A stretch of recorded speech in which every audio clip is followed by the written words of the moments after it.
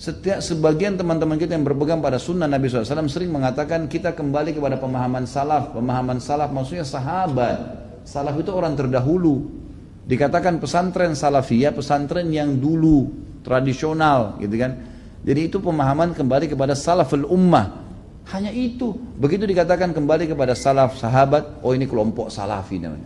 Nisbatkan. Dari mana ini penisbatan ini gitu kan? Kemudian Wahabi. Apa Wahabi ini? Dari mana istilah ini? Ini keluar dari mulut orang-orang yang tidak bertanggung jawab. Kalau kita lihat cirinya orang Wahabi, yang dianggap Wahabi orangnya berjenggot, jalankan sunnah Nabi. Kalau sholat ke masjid, istrinya pakai tutup aurat. Ya, di rumahnya jauh dari perbuatan-perbuatan dosa. Ini nih kelompok nih. Diolok-olok, Wahabila. Saya pernah dimasukkan dalam grup gitu kan. Saya lihat semuanya disatuin, teman-teman dari semua ormas ada, termasuk nama saya masuk di situ.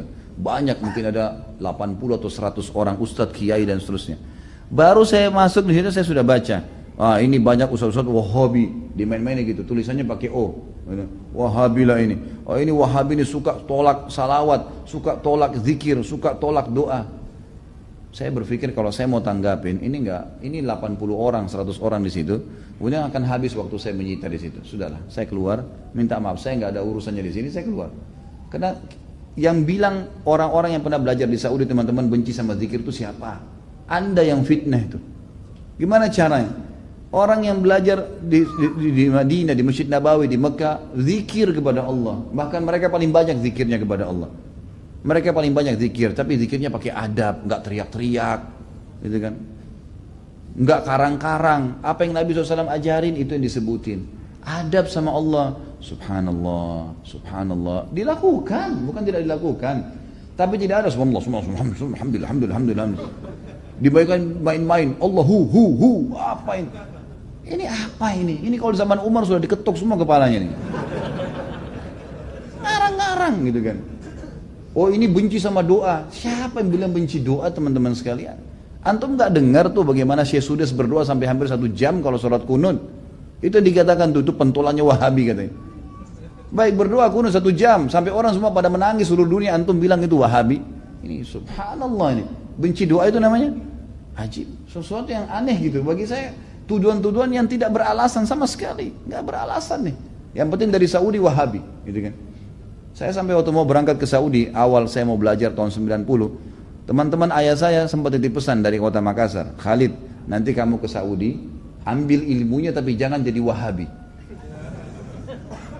Baik, saya berangkat 6 bulan pertama teman-teman sekalian, semua guru yang masuk saya ketakutan lihat. Ini Wahabi nih. Apa ini Wahabi? Mau yang menakutkan ini. Kena wanti-wanti begitu. Lama-lama setelah guru masuk, setiap guru masuk di Madinah, wallahi saya bersumpah atas nama Allah teman-teman sekalian, tidak pernah ada sebutan nama Wahabi. Saya tidak pernah dengar kata-kata Wahabi dari mulut mereka. Wallah, yang ada cuman qala Allah, qala Rasul. Allah berfirman, Rasulullah bersabda. Wallahi, saya sumpah di sini di masjid ini memang begitu ajarannya. Begitu ajarannya, qala Allah, qala Rasul. Qala Allah, qala Rasul selalu. Atau diikuti dengan penjelasan Ibnu Abbas, sahabat, Ibnu Umar, sahabat. Nih pemahamannya mereka. Ini pemahamannya sahabat tentang ayat ini, tentang hadis ini. Itu yang kita pelajarin. Dan kalau ada masalah fikih didatangkan 4 mazhab semua. Imam Syafi'i bilang begini ini dalilnya. Imam Ahmad bilang begini ini dalilnya. Imam Malik bilang begini. Abu Hanifah begini dalilnya. Jelas. Semuanya begitu. Setelah 6 bulan saya berpikir, kok saya harus takut dengan orang-orang seperti ini ilmu semua disampaikan, gitu kan? Ilmu semua. Dan bagaimana mempertemukan antara ambil ilmunya, jangan jadi Wahabi. Bagaimana memahami? Saya nggak nyambung gitu.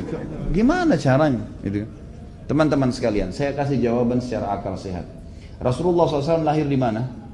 Di Mekah. Ya, 13 tahun fase turunnya ayat-ayat Makkiyah di mana? Di Mekah. Baik, setelah itu Nabi SAW hijrah ke Madinah. Berapa tahun Nabi di Madinah? 10 tahun. Sampai meninggal kan? Kuburannya ada di sana. Demi Allah, Mekah sama Madinah markas Islam. Ada orang mengatakan itu markas Wahabi, markas ini tempat Nabimu lahir dan mati. Kok gimana sih?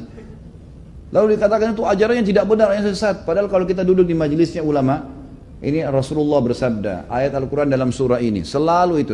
Saya ajak anda kalau lagi umrah, yang mengatakan Wahabi, tolong anda datang ke Masjid Nabawi, Masjid Haram Mekah, duduk di majelisnya salah satu ulama situ. Coba dengarin apa yang mereka bilang.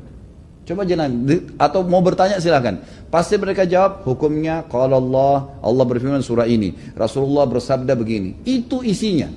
Itulah yang mereka bilang Wahabi. Ini kemurnian agama teman-teman sekalian. Dan kalau anda tidak pertahankan kemurnian agama, lalu siapa yang mau pertahankan? Ini aneh sekali gitu. Ini luar biasa, sebenarnya harus diluruskan. Mudah-mudahan Allah berikan hidayah ya. Banyak orang Islam yang tidak faham, ya, dia kukunya masih panjang, sholatnya masih Senin Kamis, ikut-ikutan Wahabi juga.